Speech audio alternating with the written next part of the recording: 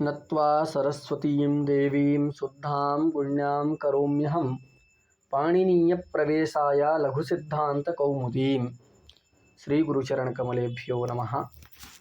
अदर्शनम लोपः, इस शास्त्र का अध्ययन आज की कक्षा में हम लोग करेंगे। अदर्शनम लोपः, यह जो सूत्र है तो संज्ञा सूत्र है। इस सूत्र के द्वारा लोप संज्ञा का विधान होता है। लोप किसको कहते हैं केवल यही बतलाता है। लोप करने वाले बहुत सारे सूत्र हैं, जैसे तस्य लोपः, संयोगान्तस्य लोपः। तो इत्यादि शास्त्रों के द्वारा जो लोप होता है, उस लोप का क्या मतलब है, लोप शब्द का अर्थ क्या है, इसको बतलाने के लिए अदर्शनम लोपः इस सूत्र को बनाया गया। जैसे कि यह संज्ञा सूत्र है, तो संज्ञा सूत्र का लक्षण हमको याद कर लेना चाहिए। संज्ञा सूत्र किसको कहते हैं, तो एक सामान्य लक्षण है संज्ञा संगिबोधकत्वम संज्ञा सूत्रत्वम। संज्ञा संगिबोधकत्वम संज्ञा सूत्रत्वम। जो सूत्र संज्ञा का ज्ञान कराए तथा संगी का बोध कराए, उस सूत्र को हम संज्ञा सूत्र कहते हैं। यहाँ देखिए, लोप संज्ञा है तो यहाँ संज्ञा बोधक पद भी है, और अदर्शनम यह संगी बोधक पद है। अतः ये सूत्र संज्ञा और संगी दोनों का ज्ञान करा रहा है। तो संज्ञा और संगी का बोध कराने वाला जो सूत्र होता है, उसको हम संज्ञा सूत्र कहते हैं। और भी उदाहरण देखें, सब जगह यही स्थिति है, किंतु अत्यंत प्रसिद्ध है पहला सूत्र व्याकरण का वृद्धिरादैच। तो वृद्धिरादैच में देखिए, वृद्धि ही यह संज्ञा बोधक पद है और आदैच यह संगी बोधक पद है। अतः संज्ञा और संगी दोनों का ज्ञान यह कराता है सूत्र, अतः संज्ञा सूत्र हो गया। अधिंग गुण में गुण संज्ञा है, अधिंग संगी है, अतः संज्ञा संगी बोधक पद होने से वह संज्ञा सूत्र कहलाता है। तो संज्ञा सूत्र का लक्षण हुआ संज्ञा संगी बोधकत्वम संज्ञा सूत्रत्व। देखिए, सूत्र में दो पद हैं। अदर्शनम प्रथमा के एक वचन का है, लोपः यह भी प्रथमा के एक वचन का है। तो लोप संज्ञा है।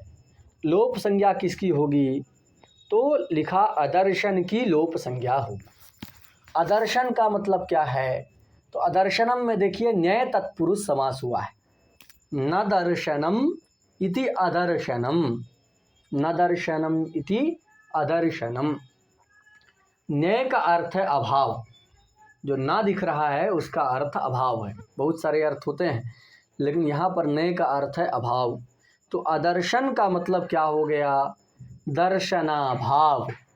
दर्शन के अभाव की लोप संज्ञा होती है। लेकिन विचार करिए कि यह व्याकरण शास्त्र है और व्याकरण शास्त्र का विषय शब्द होता है, इसीलिए इस शास्त्र को शब्द शास्त्र कहते हैं, शब्दानुशासन कहते हैं। तो शब्द का तो कभी दर्शन ही नहीं होता, तो शब्द का तो हमेशा दर्शनाभाव तो रहेगा ही। तो क्या सब जगह कोई भी शब्द रहेगा तो शब्द भले ही सुनाई दे, लेकिन उसका दर्शनाभाव तो हमेशा विद्यमान रहेगा, क्योंकि आँखों से वह दिखता नहीं है। शब्द तो श्रवणेन्द्रिय का विषय है, कर्णेन्द्रिय का विषय है। तो शब्द को तो सुना जाता है, देखा तो नहीं जाता। इसलिए दर्शन शब्द को क्या कहेंगे कि दर्शन का मतलब यहाँ पर दिखना नहीं है। दर्शन का मतलब क्या है, श्रवण होना। तो दर्शनाभाव मतलब श्रवणाभाव। अब श्रवणाभाव कब होगा, अगर शब्द का उच्चारण कोई कर रहा है और इंद्रिय ठीक ठीक है, तब तो निश्चित ही उसका श्रवण होगा। हमने राम ऐसा उच्चारण किया और आप लोग की कर्णेंद्रिय जो श्रोत्रेंद्रिय है वह ठीक है, जो व्यक्ति बधिर नहीं है उसको निश्चित ही राम शब्द सुनाई देगा। तो अगर उच्चारण है तो फिर श्रवणाभाव नहीं हो सकता। इसलिए दर्शन अदर्शनम मतलब दर्शनाभाव में दर्शन शब्द का अर्थ समझना चाहिए उच्चारण, कि यहाँ उच्चारण का ही निषेध किया जा रहा है अदर्शनम से। तो दर्शनाभाव का अर्थ है उच्चारणाभाव। कि जिसका उच्चारणाभाव हो, जिस शब्द का उच्चारण ना हो रहा हो, उसका लोप समझना चाहिए। तो उच्चारणाभाव की लोप संज्ञा होती है। अब ऐसे कहने पर भी व्यवस्था बिगड़ सकती है। क्यों? क्योंकि किसी भी कहीं पर किसी शब्द का उच्चारण नहीं है तो वहाँ पर उसका लोप मान लिया जाएगा, तो इसलिए बड़ी समस्या हो सकती है। तो इसलिए केवल उच्चारणाभाव को लोप कहते हैं ऐसा ना कह करके वृत्ति में अर्थ बतलाते हुए ग्रंथकार ने लिखा प्रशक्तस्य अदर्शनम लोप संज्ञम स्यात्। ये प्रशक्तस्य कहाँ से आया? क्योंकि सूत्राधीना वृत्ति ही, हम सिद्धांत जानते हैं कि वृत्ति सूत्र के अधीन है।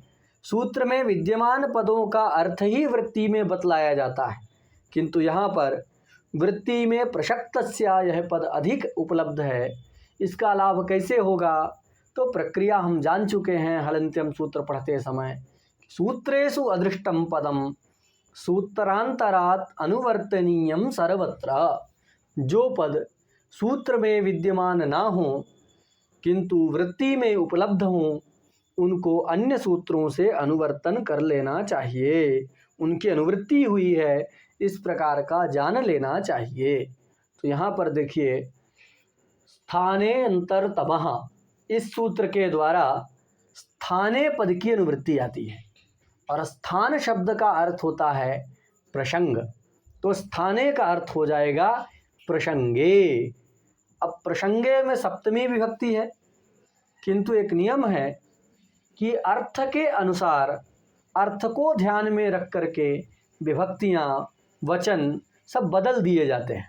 तो आया तो है सप्तम्यंत, किंतु अर्थ को ध्यान में रख करके विभक्ति बदल दिया जाएगा। तो उसको सप्तमी को बना देंगे षष्ठी, तो अर्थ हो जाएगा प्रसंगस्य।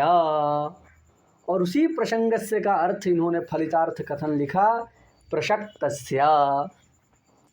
तो प्रशक्त हो, प्रशक्त का क्या मतलब है? तो कई लोगों ने व्याख्या लिखा विद्यमान। प्रशक्त का अर्थ है विद्यमान, प्रशक्तस्य का अर्थ होगा विद्यमानस्य। तो विद्यमान का यदि क्या है, उच्चारणाभाव है, तो उसकी लोप संज्ञा होगी। उसको और साफ सुथरा करना है तो प्रशक्तस्य का अर्थ विद्यमानस्य ना करके उसका अर्थ करना चाहिए प्राप्तोच्चारणस्य। प्रशक्तस्य का अर्थ क्या करना चाहिए? प्राप्तोच्चारणस्य अदर्शनम, मतलब उच्चारणाभावः, कि जिसका उच्चारण प्राप्त है किंतु उच्चारण नहीं हो रहा है, उच्चारण का अभाव, प्राप्ति तो है, उच्चार्यत्वेन वह शब्द प्राप्त तो है, प्राप्त रहने पर भी अगर उसका उच्चारण नहीं है तो वह लोप कहलाएगा। अब प्राप्ति कैसे होगी? उच्चारण प्राप्त किसके द्वारा होगा? तो उसके लिए कहते हैं दो प्रकार से, या तो किसी शास्त्र अर्थात सूत्र के द्वारा उच्चारण प्राप्त हो, अथवा अर्थतः उस शब्द का, उस पद का उच्चारण प्राप्त हो किंतु उच्चारण नहीं है, वहाँ उच्चारण का अभाव है, तो उसको हम लोप कहेंगे। तो इस प्रकार सूत्र का अर्थ करना चाहिए कि शास्त्रतः अथवा अर्थतः जिसका उच्चारण प्राप्त हो किंतु उच्चारणाभाव रहे, उसको हम लोप कहते हैं। पुनः सुने, शास्त्रतः अथवा अर्थतः जिसका उच्चारण प्राप्त हो किंतु उच्चारण नहीं किया जा रहा है, उच्चारण का अभाव है, उसको हम लोप कहते हैं। संस्कृत में कहेंगे शास्त्रतः अर्थतश्च अर्थतो वा, शास्त्रतः अर्थतो वा प्राप्तोच्चारणस्य, प्रशक्तस्य का अर्थ प्राप्तोच्चारणस्य उच्चारणाभावः लोपः। क्या अर्थ होगा? इसको लिख करके याद कर लेना चाहिए कि अदर्शनम लोपः का क्या अर्थ हुआ कि शास्त्रतः अर्थतो वा प्राप्तोच्चारणस्य उच्चारणाभावः लोपः, कि शास्त्र से अथवा अर्थतः जिसका उच्चारण प्राप्त हो किंतु उच्चारण नहीं किया गया है, उच्चारण का अभाव है, तो वहाँ उसको लोप कहते हैं। उदाहरण से समझिए, जैसे दधी शब्द है। अब दधी शब्द से प्रथमा एक वचन में सौजस मौट सूत्र के द्वारा सु प्रत्यय आता है, तो वहाँ दधी शब्द के बाद सु प्रत्यय का उच्चारण सौजस मौट इस शास्त्र के द्वारा प्राप्त है कि भाई एकत्व की विवक्षा करना है तो एक वचन संज्ञक सु प्रत्यय आएगा। तो इस प्रकार दधी शब्द से एकत्व की विवक्षा होने पर सौजस मौट इस शास्त्र के द्वारा सु प्रत्यय वहाँ प्राप्त है, उसका उच्चारण प्राप्त है, किंतु समोर नपुंसकात से लुक हो गया है, अतः उच्चारण हो नहीं रहा है। दधी ऐसा ही प्रयोग करते हैं, दधी आनय, दधी ही नहीं कहते, दधिम नहीं कहते, क्योंकि वहाँ उसका लुक हो गया है।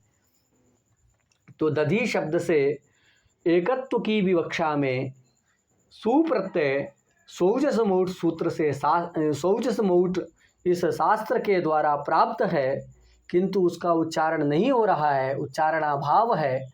तो उच्चारण प्राप्त रहे और उच्चारण ना हो उसी को लोप कहते हैं। तो हम जानते हैं कि सुप्रत्यय का वहाँ लोप हो गया है। कहीं हलंत शब्द है तो हलंत शब्द में जैसे लिह शब्द है तो लिह शब्द से सु आता है, उसका हलज्ञाभ्यो दीर्घा सुतिस प्रत्यन से लुक हो जाता है। तो वहाँ भी उच्चारण प्राप्त है शास्त्र के द्वारा एकत्व की विवक्षा में, किंतु उसका उच्चारण नहीं है, इसलिए कहेंगे कि लिह शब्द से सु का क्या हो गया है, लोप हो गया। ये तो शास्त्रतः प्राप्त वाले उदाहरण है। कहीं कहीं अर्थतः शब्द की प्राप्ति रहती है, तो अर्थ के अनुसार तो शब्द वहाँ उच्चरित होना चाहिए। तो अर्थतः शब्द की प्राप्ति है किंतु शब्द का उच्चारण नहीं है, तो उसको भी हम क्या कहेंगे, लोप कहेंगे। उदाहरण देखिए, एक वाक्य है स्वसुरात जिघ्रेति। स्वसुरात जिघ्रेति अर्थ क्या है, तो यहाँ अर्थ है स्वसुर को देख करके लज्जा करता है, अथवा स्वसुर को देख करके लज्जा करती है। अब यहाँ देख करके ये अर्थ है कि नहीं, स्वसुरात जिघ्रेति यहाँ पर अर्थ है स्वसुर को देख करके, तो देख करके ये अर्थ है। इस अर्थ के अनुसार एक शब्द वहाँ प्राप्त है वीक्ष। वीक्ष मतलब देख करके, तो देख करके इस अर्थ को ध्यान में रख करके वीक्ष शब्द का उच्चारण प्राप्त है, किंतु उसका उच्चारण वहाँ नहीं किया गया। तो अर्थतः देख करके इस अर्थ से वीक्ष शब्द का उच्चारण प्राप्त है, किंतु उच्चारणाभाव है वाक्य में, स्वसुरात जिघ्रेति इतना ही है। तो वीक्ष शब्द का उच्चारणाभाव है, इसलिए वहाँ कहा जाता है कि लप प्रत्ययांत वीक्ष का लोप हो गया है। तो प्राप्त रहे उच्चारण ना हो तो उसको लोप कहेंगे। दूसरा उदाहरण भी देख सकते हैं, इसी प्रकार है प्रसादात प्रेक्षते। प्रासाद मतलब समझ जाइए महल का छत, तो महल से अथवा उसके छत से देखता है। तो प्रसादात प्रेक्षते का अर्थ क्या है, वस्तुतः प्रासाद में चढ़ करके देखता है। तो चढ़ करके कहते हैं, चढ़ने को कहते हैं आरोह, तो प्रयोग होगा आरुह्य। आरुह्य मतलब चढ़ करके।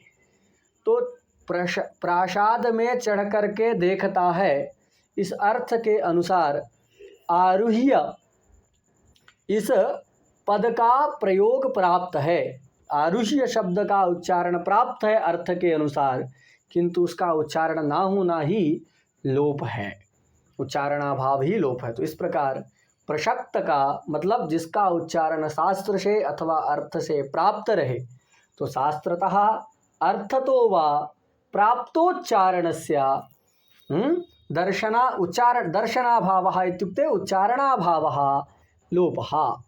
दोनों का उदाहरण देखा कि कहीं कहीं पर सौजस मौट शास्त्र के द्वारा सुप्रत्यय का उच्चारण प्राप्त है, लेकिन उसका उच्चारणाभाव होना लोप कहलाता है। उसी प्रकार कहीं कहीं अर्थतः किसी शब्द का उच्चारण प्राप्त है, जैसे स्वसुरात जिघ्रेति में वीक्ष का उच्चारण प्राप्त है, प्रासादात प्रेक्षते में देख चढ़ करके इस अर्थ के अनुसार आरुह्य शब्द का उच्चारण प्राप्त है, किंतु उनका उच्चारण ना होना ही लोप है। ध्यान रखिएगा केवल उच्चारण ना होने को लोप नहीं कहते, उसकी प्राप्ति भी होना चाहिए। उच्चार्यत्वेन वह शब्द प्राप्त हो, शास्त्र के द्वारा अथवा अर्थ के द्वारा प्राप्त हो, ये रखना बहुत जरूरी है। नहीं तो देखिए दधि शब्द है, अब दधि शब्द के बाद क्विप प्रत्यय का उच्चारण तो नहीं है, तो क्विप प्रत्यय का उच्चारणाभाव है, अतः कोई कहे कि क्विप का वहाँ लोप हो गया है और क्विप का लोप हो गया उसको मान करके प्रत्यय लोपे प्रत्यय लक्षण से क्विप ले आएँ और बाद में ह्रस्वस्य पीति कृति तुक से तुक कर दें तो दधिक ऐसा बनने लगेगा, तो ये नहीं कह सकते हैं। क्यों? क्योंकि वहाँ दधि शब्द के बाद क्विप प्रत्यय का उच्चारणाभाव तो है, किंतु क्विप प्रत्यय की किसी से प्राप्ति ही नहीं है। ना तो शास्त्रतः वहाँ क्विप प्रत्यय प्राप्त है और ना ही अर्थतः क्विप प्रत्यय का उच्चारण प्राप्त है, इसलिए उसका उच्चारणाभाव होने पर भी क्विप का लोप हुआ है ऐसा वहाँ नहीं कहा जाता। क्विप का लोप वहाँ नहीं माना जाता, क्योंकि लोप कहाँ होगा? जहाँ शास्त्र के द्वारा अथवा अर्थतः उच्चारण प्राप्त रहे और उच्चारणाभाव हो, उसी को हम लोप कहते हैं। तो यहाँ तो ऐसा है दधि शब्द के बाद कि सु प्रत्यय का उच्चारण प्राप्त है लेकिन उच्चारण नहीं होने के कारण लोप है। लेकिन क्विप प्रत्यय का ना तो शास्त्र से उच्चारण प्राप्त है ना तो अर्थतः उसका उच्चारण प्राप्त है, अतः उच्चारणाभाव होने पर भी उसकी लोप संज्ञा नहीं होगी, वहाँ लोप नहीं कहलाएगा। तो निष्कर्षतः यही निकला कि शास्त्रतः अर्थतः जिसका उच्चारण अथवा शास्त्रतः अथवा अर्थतः जिसका उच्चारण प्राप्त हो, किंतु शब्द का उस वर्ण का उस प्रत्यय का अगर क्या है उच्चारणाभाव है तो वहाँ पर उसको हम लोप कहेंगे।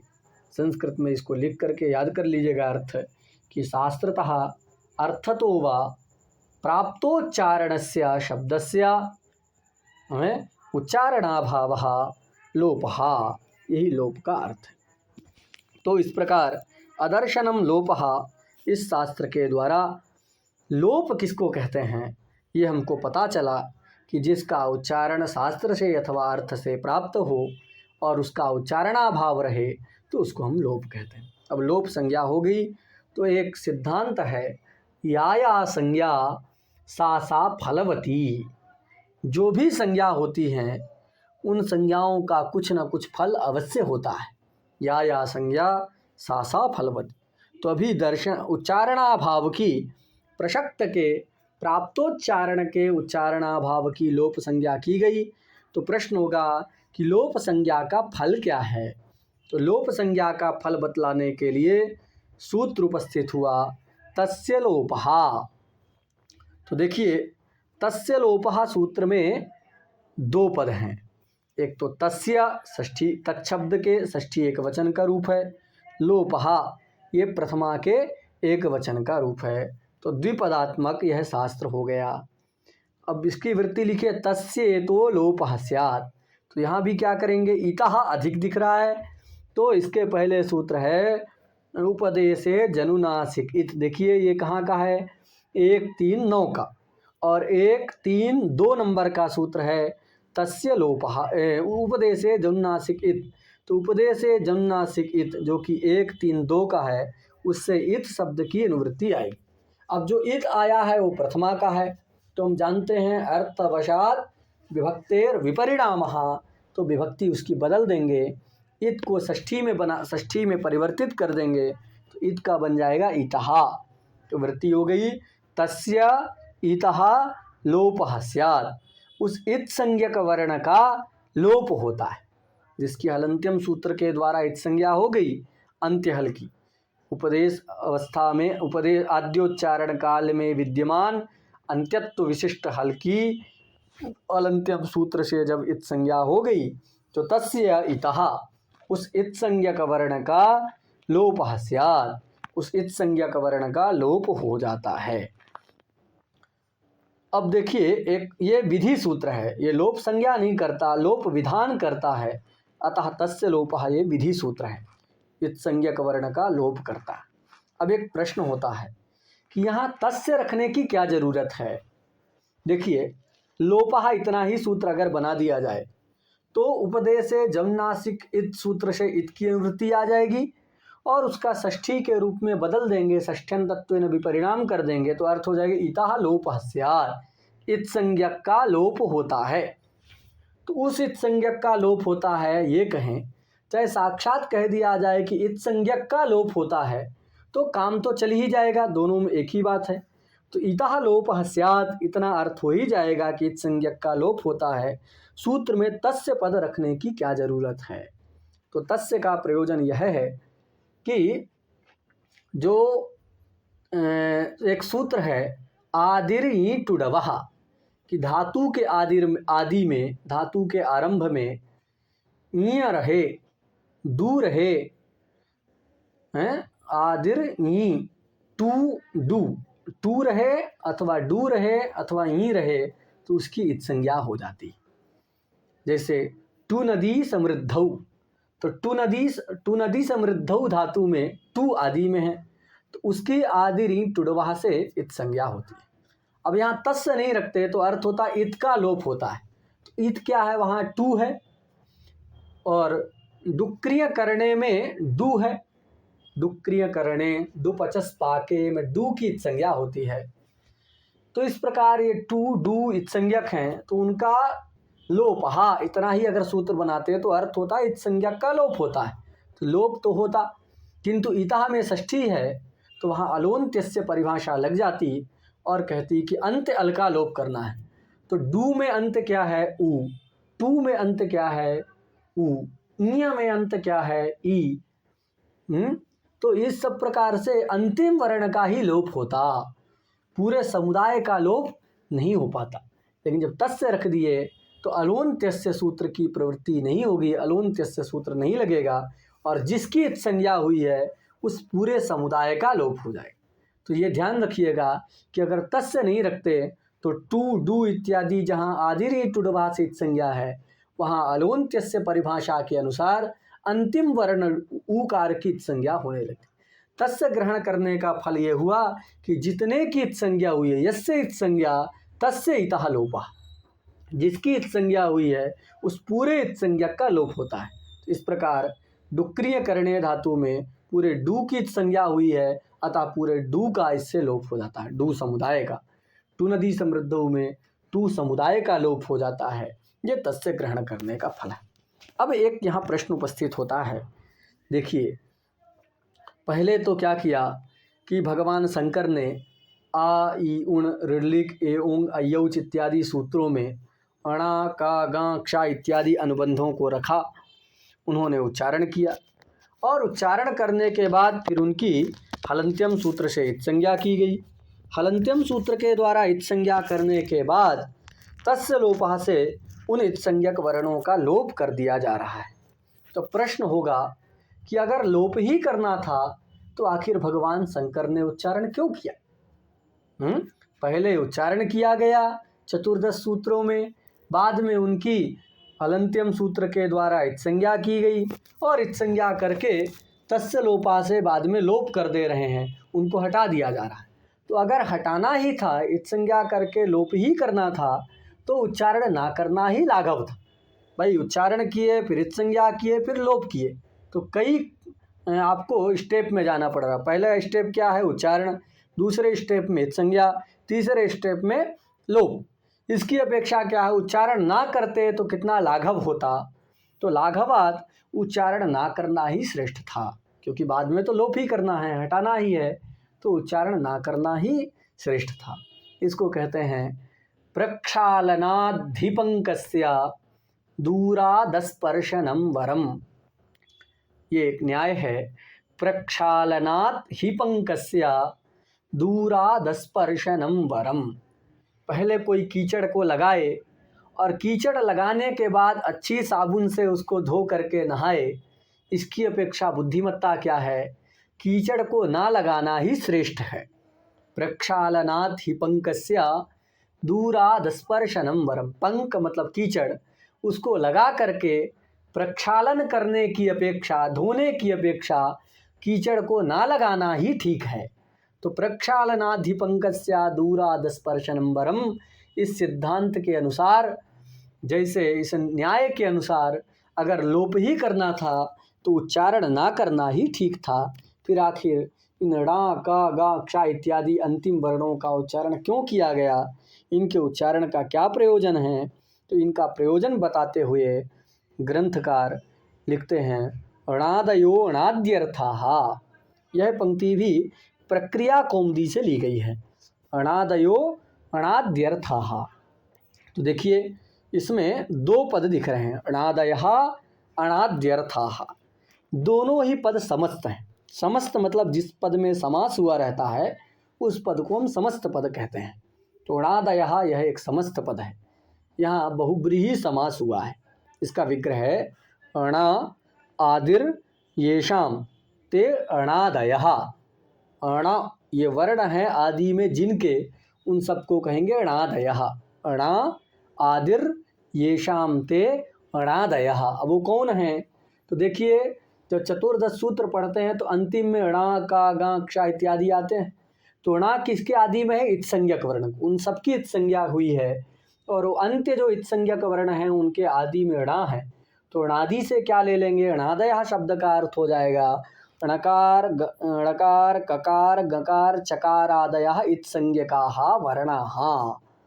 अणादयः का अर्थ क्या है, अंत में रहने वाले अणा का क्षा इत्यादि वर्ण।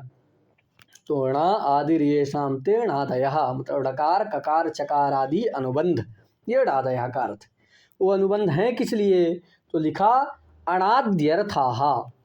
अब देखो यहाँ अणादि पहले बनाना है। अण आदिर येषाम ते अणादयः। अणादयः मतलब क्या है, तो अण अच अक इत्यादि जो प्रत्याहार हैं उनको कहेंगे अणादयः। और अणादयः पहले आया था। अणादयः मतलब अणा का गा क्षा इत्यादि अनुबंध, उन सारे अनुबंधों को इत्संज्ञकों को अणादयः कहेंगे। और अण अक अच इत्यादि जो प्रत्याहार हैं उनको अणादयः कहेंगे। तो जो अणादयः हैं णकार आदि हैं वो किस लिए हैं, तो अण अच इत्यादि प्रत्याहारों की सिद्धि के लिए हैं। इसीलिए लिखा अणादयः अर्थः प्रयोजनम येषाम ते अणाद्यर्थाः। अर्थ का मतलब यहाँ भी है प्रयोजन, अर्थोभिधेय रई वस्तु प्रयोजन निवृत्तिषु। तो जो वर्ण समाम्नाय में अणा का गा क्षा इत्यादि वर्णों को रखा गया है जो कि अणादयः शब्द से कहे जाते हैं, वे अणादयः अणाद्यर्थाः अण अच अक इत्यादि प्रत्याहारों की सिद्धि के लिए रखे गए हैं। अतः उनका उच्चारण करना यहाँ व्यर्थ नहीं है। तो इस प्रकार हम लोगों ने अदर्शनम लोपः तथा तस्य लोपः इन दो सूत्रों का अध्ययन किया। आगे का पाठ कल की कक्षा। श्री गुरुचरण कमलेभ्यो नमः।